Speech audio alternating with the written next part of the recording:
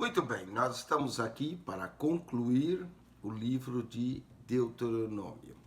Temos 2 capítulos mais, que é o capítulo 33, que é onde Moisés pronuncia as bênçãos sobre cada tribo de Israel antes de sua morte, e o capítulo 34, o capítulo da morte de Moisés. Então nós vamos ver esses 2 últimos capítulos. Deuteronômio tem 34 capítulos, 959 versos. E nós temos comentado cada capítulo, cada verso para você. Estamos fazendo um comentário com esse vídeo, estamos encerrando o Pentateuco, os 5 primeiros livros, considerados livros de Moisés: Gênesis, Êxodo, Levítico, Números, Deuteronômio. Capítulo 33, Deuteronômio, começa falando da majestade divina.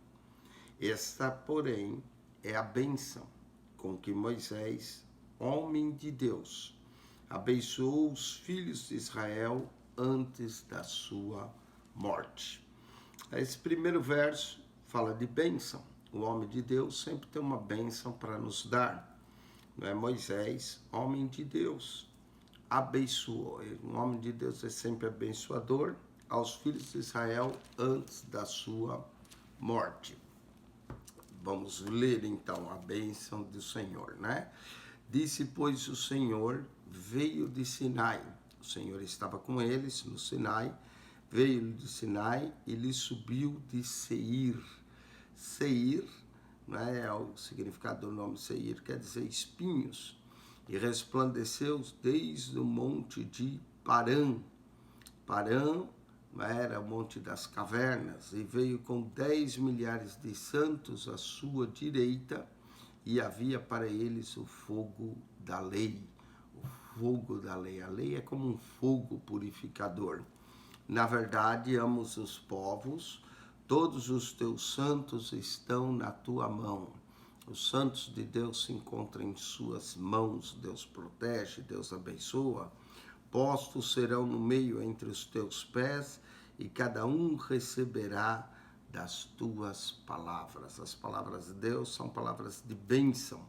E Moisés nos deu a lei por herança. Que grande herança eles receberam de Moisés. A lei por herança da congregação de Jacó.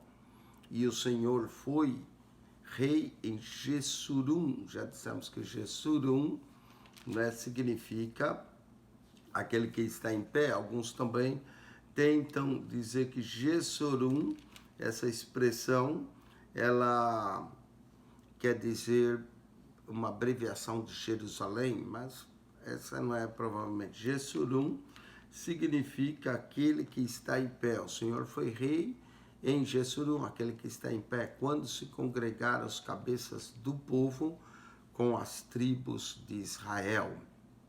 Então, essa é a introdução da bênção, do verso 1 ao verso 5. Lembra que o Senhor veio do Sinai com eles até o Monte Seir, que pertence a Edom, que quer dizer cabeludo, não é?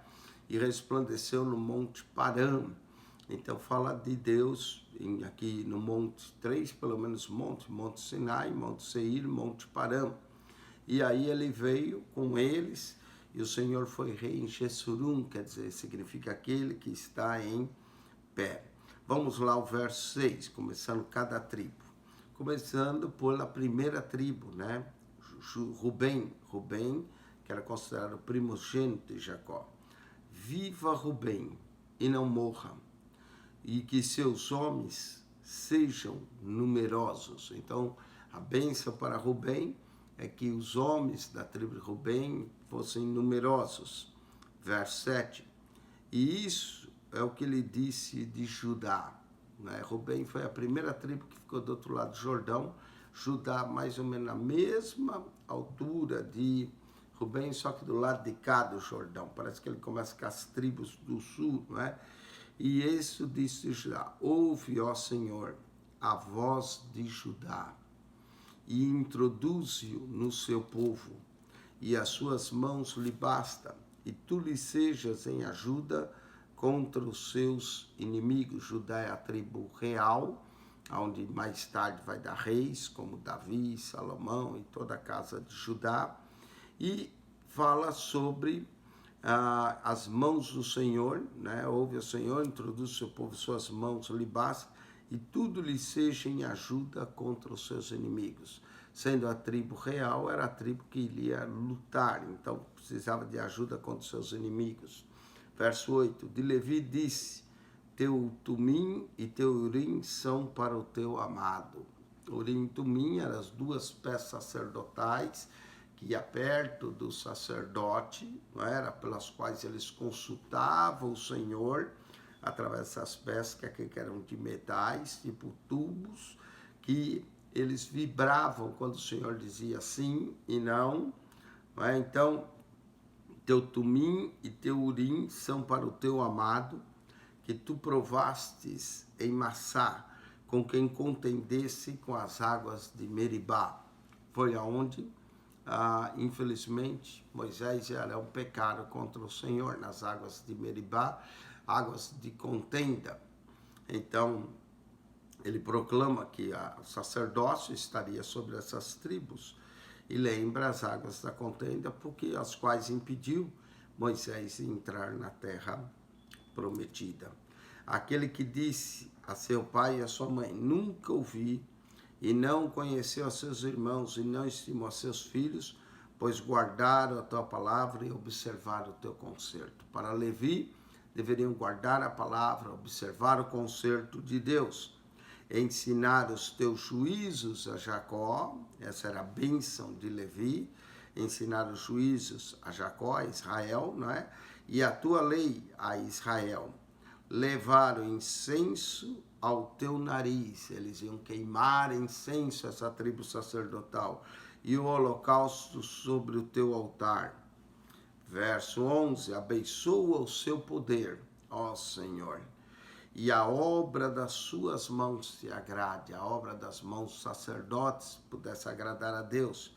Fere os lombos dos que se levantam contra ele, e os aborrece para que nunca mais se levante. Então, se alguém se levantasse contra os levitas, a bênção que Moisés proclamou é que os lombos fossem feridos, não é? Daqueles que se levantassem contra eles para os aborrecer e que nunca mais se levantasse contra os levitas. E de Benjamim, Benjamim, o filho mais novo, disse, o amado do Senhor habitará seguro com ele. O amado do Senhor habitará seguro com ele. Todo dia o Senhor o protegerá e ele morará entre os seus ombros. A tribo de Benjamim, não é? Também vai estar perto, próximo à tribo de Judá, e o amado do Senhor habitará seguro com ele. Todo dia o Senhor o protegerá e ele morará entre os seus ombros. E de José, José nós temos dois filhos, Manassés e Efraim. Ele cita José como única bênção para os dois, não é? E diz assim, bendita do Senhor seja a tua terra, tanto a terra de Manassés como de Efraim, com o que há de mais excelente dos céus, com o orvalho e com o que há no abismo, que jaz abaixo. Então, a bênção para a tribo de José era que ele fosse a mais excelente nos céus, com orvalho, com o que há no abismo, que jaz abaixo, e com as mais excelentes novidades do sol, e com as mais excelentes produções da lua. Então, com o mais interessante, ele menciona sol e lua, o sonho de José, o sol e a lua se curvavam diante dele. Não é? Então, ele está produzindo essa bênção, tem a ver com o sol e com a lua, e com o mais excelente de montes antigos, e com o mais excelente dos outeiros eternos, e com o mais excelente, a bênção de José é excelente, a mais excelente da terra, e com a sua plenitude, excelência e plenitude, isso é muita bênção, e com a benevolência daquele que habitava na sarça, o Deus que ardeu na sarça para Moisés. A bênção venha sobre a cabeça de José e sobre o alto da cabeça que foi separado de seus irmãos. Quando José foi separado, seus irmãos para o Egito, se tornando governador do Egito. Note como ele menciona a cabeça, porque era quem governava. Ele tem a glória do primogênito. Na verdade, José era o primogênito de Raquel. Mas, de acordo com a lei, Raquel, como era a esposa amada, e Leia, como era aborrecida, a primogenitura não podia ser dada a José só porque Jacó amava a Raquel. Mas ele tem a glória do primogênito. Não é o primogênito, tem a glória do primogênito do seu boi, e as suas pontas são pontas de unicórnio. Pontas aqui, e chifre do boi, significa poder. Com elas ferirá os povos juntamente até as extremidades da terra. Esses, pois, são os 10 milhares de Efraim, e esses são os milhares de Manassés. Apesar de Manassés acabar sendo o povo maior na hora da herança das tribos, e recebeu uma porção grande, porque meia tribo de Manassés recebeu a porção desse lado do rio, a outra meia tribo do outro, mas parece que Efraim era mais numeroso do que Manassés aqui.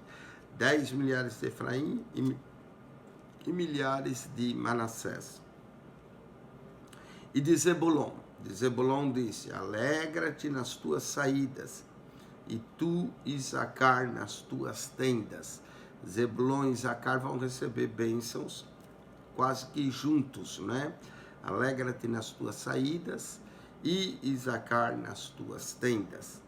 Eles chamarão os povos ao monte, e ali oferecerão ofertas de justiça, porque chuparão a abundância dos mares e os tesouros escondidos na areia. Então Zebulon teria saídas para os mares, e Isacar teria tesouros escondidos na areia. E de Gade disse: bendito aquele que faz dilatar a Gade, que habita como leoa e despedaça o braço e o alto da cabeça. Os gaditas receberam também sua herança do lado de cá do Jordão. E a bênção é que faz dilatar a Gade, que habita como leoa e despedaça o braço e o alto da cabeça. E se proveu da primeira parte, porque eles receberam logo a herança, porquanto ali estava escondida a porção do legislador, pelo que veio com os chefes do povo, executou a justiça do Senhor, e os seus juízos são para com Israel. Gade atravessou junto com os demais, Gade ajudou eles a conquistar a terra. E disse de Dan: Dan é leãozinho, saltará de Baçã.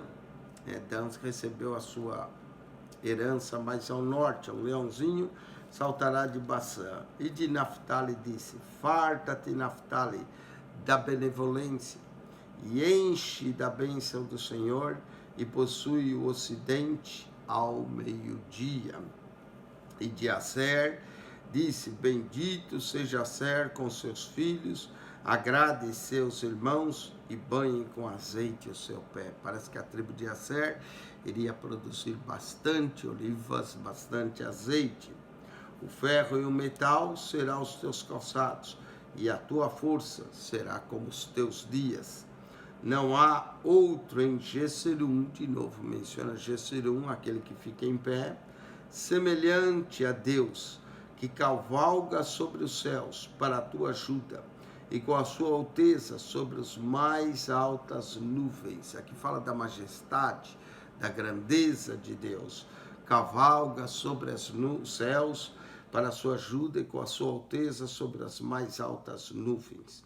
Verso 27, o Deus eterno, te seja por habitação, e por baixo de ti estejam os braços eternos, e ele lance o inimigo diante de ti e destrói-o.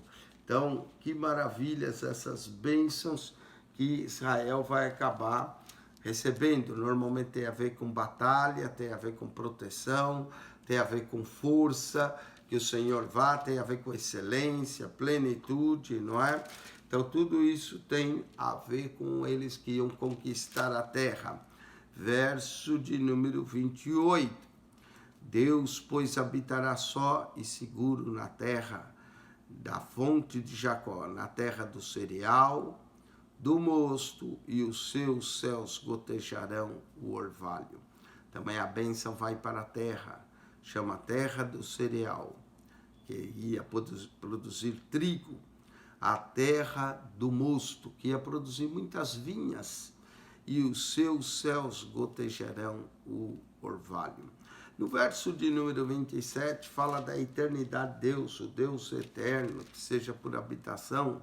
Não é? Aqui ele é um Deus eterno, um Deus maravilhoso. Diversas vezes fala da eternidade de Deus nas Escrituras. Nós temos o Deus eterno, aqui em Deuteronômio 33, 27. Também fala em Gênesis 21, 33. Depois diz que ele é um rei eterno, em Salmo 10, 16. Fala também no Salmo 45, 6, que ele tem um trono que é eterno. Fala no Salmo 110, verso 4, de um sacerdócio eterno, que é o sacerdócio de Melquisedeque.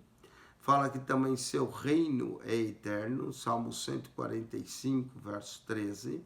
Fala que seu amor é eterno, em Jeremias 31, 3. E o seu domínio é eterno, em Daniel 7, 13.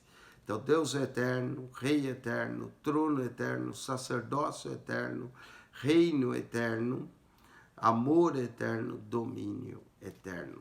São 7 coisas da eternidade de Deus, né? O Deus que é eterno, o rei, seu rei é eterno, o seu trono é eterno, claro que se o rei é eterno, o trono também é eterno. Seu sacerdócio é eterno, seu reino é eterno, seu amor é eterno e o seu domínio é eterno. Israel, pois, habitará só seguro na terra, na fonte de Jacó, na terra de cereal, de mosto, e nos seus céus gotejarão o orvalho. Bem-aventurado és tu, ó Israel, e quem é como tu, um povo salvo pelo Senhor, um povo que provou das maravilhas, um povo que provou das obras de Deus, o escudo do teu socorro, a espada da tua alteza, para que os teus inimigos te serão sujeitos, e tu pisarás sobre as alturas. Falando que Israel seria sobre as demais nações. As bênçãos a essas tribos, como nós dissemos, algumas se referem como Levi, o seu sacerdócio, não é? Outras têm a ver com força, para a guerra, para guerrear, para serem vitoriosos e possuírem a terra que o Senhor Deus lhes dá. Agora nós vamos entrar no último capítulo, capítulo de número 34. Esse capítulo 34 vai falar da morte de Moisés e vai passar um atestado, né, para Moisés, como nunca mais houve profeta como ele. Vamos ver. Então subiu Moisés das campinas de Moabe ao Monte Nebo, ao cume do Pisga. Moisés foi lá para cima, como Deus lhe ordenara, que está de fronte de Jericó. E o Senhor mostrou-lhe toda a terra, desde Gileade até Dan. Ou seja, desde Gileade até Dan, Deus mostrou toda a terra. Moisés teve uma visão. Alguns chegam até a pensar que talvez Deus transportou Moisés, não é? Mostrou toda a terra, transportando ele lá daquele monte, para que Moisés contemplasse toda essa terra. Moisés, depois de abençoar o povo, viu toda a terra, e todo Naftali, e a terra de Efraim, e de Manassés, e toda a terra de Judá, até o mar último, né? Nós temos aqui as 12 tribos, o que elas vão herdar. Note que ele vai olhar toda a terra, não é? Toda a terra aqui, ele vai ver, diz que ele viu de Naftali, a terra de Efraim, está aqui a terra de Efraim, não é? Olhou a terra de Manassés, Manassés esse lado, ao outro lado da terra de Manassés, toda a terra de Judá, que é a terra de Judá, viu toda a terra de Judá, até o mar último, que é o mar Mediterrâneo, ele viu toda essa terra, e ao sul a campina do vale de Jericó, as cidades das palmeiras até Zoar. Quer dizer, Moisés contemplou toda essa terra aqui. E disse-lhe o Senhor: essa é a terra que jurei a Abraão, a Isaque e Jacó. Então é o cumprimento da promessa que Deus fez a Abraão, a Isaque e a Jacó, dizendo: a tua semente a darei, mostro para veres com os teus olhos, porém lá não passarás.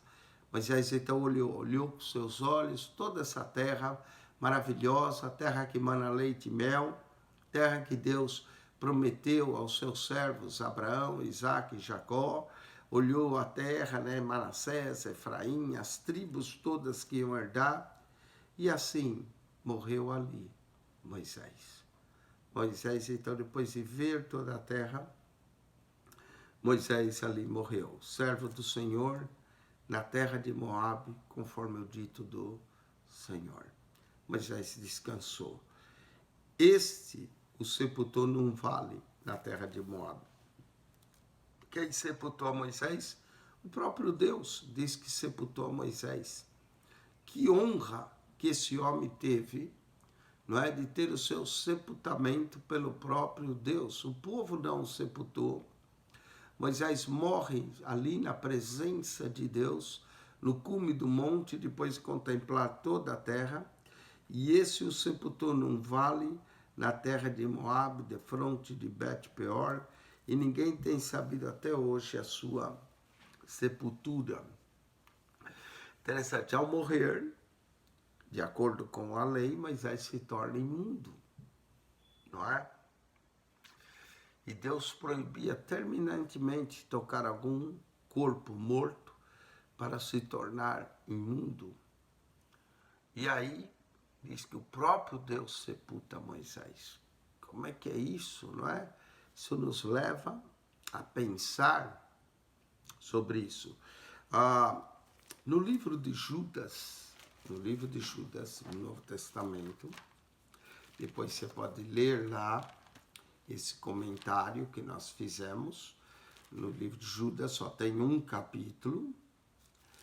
No verso de número 9, Judas 9, verso 9, como eu disse, só tem um capítulo, né? O livro de Judas diz assim, verso 9: mas o arcanjo Miguel, quando contendia com o diabo e disputava a respeito do corpo de Moisés, Moisés morre, parece que Satanás queria o corpo dele, e o arcanjo Miguel foi e disputava a respeito do corpo de Moisés. Não ousou pronunciar juízo de maldição contra ele, mas o Senhor te repreenda. Parece que Deus mandou o arcanjo pegar o corpo de Moisés, o arcanjo Miguel, e sepultá-lo, não é? Mas como Miguel é aquele que se parece com Deus, é como se fosse o próprio Deus. E o que Satanás queria o corpo de Moisés? Satanás, certamente, como grande acusador, ele pecou, ele não entrou na terra, o corpo dele me pertence. Satanás queria levar aquele povo, que era idólatra, quem sabe, adorar a Moisés, não é? Mas ninguém soube onde Moisés foi sepultado. Simplesmente foi sepultado. Existe o livro apócrifo, que fala da assunção de Moisés, como se Moisés subiu aos céus, não é? Mas diz aqui claramente que ele foi sepultado.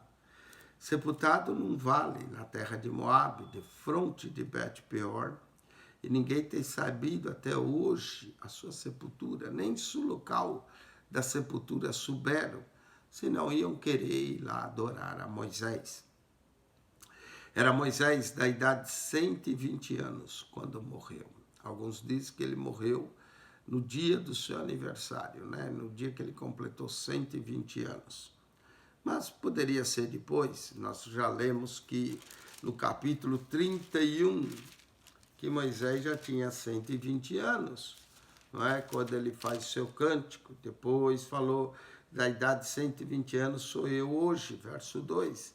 Será que era no dia do seu aniversário? Moisés pronunciou seu último cântico, as últimas bênçãos e subiu. É possível, não é? Que ele tenha morrido. Há alguns judeus que afirmam que Moisés morreu exatamente no dia que ele fez 120 anos. Era da idade de 120 anos quando morreu, e os seus olhos nunca se escureceram. Quer dizer, Moisés nunca perdeu a visão, nem perdeu ele o seu vigor. Com 120 anos, olha, Moisés, seus olhos escureceram. Eu tenho 56, já preciso de óculos, mas já uso óculos. Moisés tinha o dobro aí da minha idade, mais 4 anos, ainda 8 anos a mais, né? Porque 56 vezes 2 dá 112. 8 anos a mais, ainda do que o dobro da minha idade. Seus olhos nunca se escureceram, nem perdeu ele o seu vigor. Moisés continuava forte, vigoroso. Imagine só, para subir uma montanha até o cume do Pisga, tem que se manter muito forte. E os filhos de Israel prantearam a Moisés. 30 dias eles choraram na campina de Moabe. E os dias do pranto, do luto de Moisés se cumpriram. 30 dias chorando a Moisés. Ninguém soube o local da sua sepultura. Deus próprio o sepultou. E Josué, filho de Num, cheio do espírito de sabedoria, porquanto Moisés ia pôr sobre ele as suas mãos. Ah, que bênção que Josué teve de receber a imposição das mãos de Moisés. Por isso ficou cheio de sabedoria. Assim os filhos de Israel lhe deram ouvidos e fizeram como o Senhor ordenara a Moisés. Moisés já tinha apresentado Josué, que é Oséias, filho de Num, Josué, e nunca mais, eita, olha que atestado lindo, não é? E nunca mais se levantou em Israel profeta algum como Moisés, a quem o Senhor conhecera face a face, a quem o Senhor falava com ele face a face, como um amigo fala com o outro, não é? E nunca mais se levantou em Israel profeta algum como Moisés, a quem o Senhor conhecera face a face, nem semelhante em todos os sinais e maravilhas que o Senhor enviou para fazer na terra do Egito. Não houve outro profeta similar a Moisés, a não ser Jesus, claro, para fazer os sinais. Mas em Israel nunca mais se levantou. Não é? Enviou para fazer o Egito, a Faraó e todos os seus servos e toda a sua terra, e com toda a mão forte e em todo espanto grande que operou Moisés aos olhos de todo Israel. Moisés somente esteve no monte com Deus 40 dias, depois desceu, quebrou as tábuas, subiu, passou mais 40 dias. Moisés, como profeta de Deus, falava com ele face a face. Moisés foi poderoso em obras, palavras, sinais, maravilhas. Então, Moisés foi de fato um grande, maior profeta que Israel teve. Só tem um similar e maior do que Moisés, que foi o próprio Jesus Cristo. Não é que foi profeta, mas Jesus é filho de Deus. Ele diz no livro de Hebreus que Moisés era servo. Na casa de Deus, Jesus é filho. Mas profeta mesmo, como Moisés, foi algo tremendo.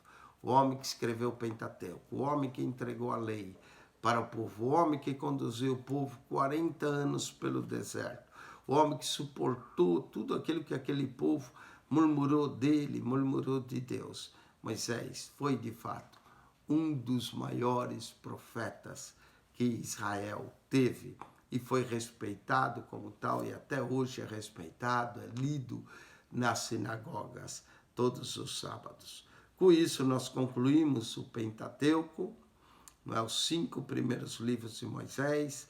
Surge uma pergunta: se Moisés escreveu o Pentateuco, como é que Moisés podia escrever da sua morte? A resposta é dupla.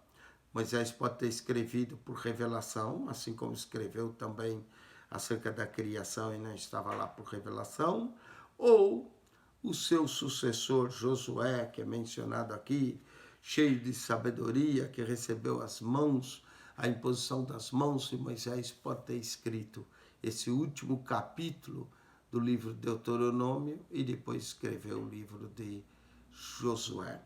Há também um estudante alemão, erudito alemão, que afirma que, na verdade, o Pentateuco não é um Pentateuco, é um hexateuco, que nós temos que incluir o livro de Josué junto com o Pentateuco, porque senão a promessa de Deus da conquista da terra não fica completa, porque eles não conquistam a terra. Mas quando nós lemos o livro de Josué, aí inclui a conquista da terra e cumpre-se a promessa de Deus a Abraão, Isaque e Jacó. Certamente o livro de Josué está bem ligado com o Pentateuco, principalmente se ele escreveu esse último capítulo, e o primeiro capítulo de Josué que nós vamos estudar mostra algumas evidências do livro do Pentateuco no capítulo 31, como esforça-te, anima, tem bom ânimo, não é?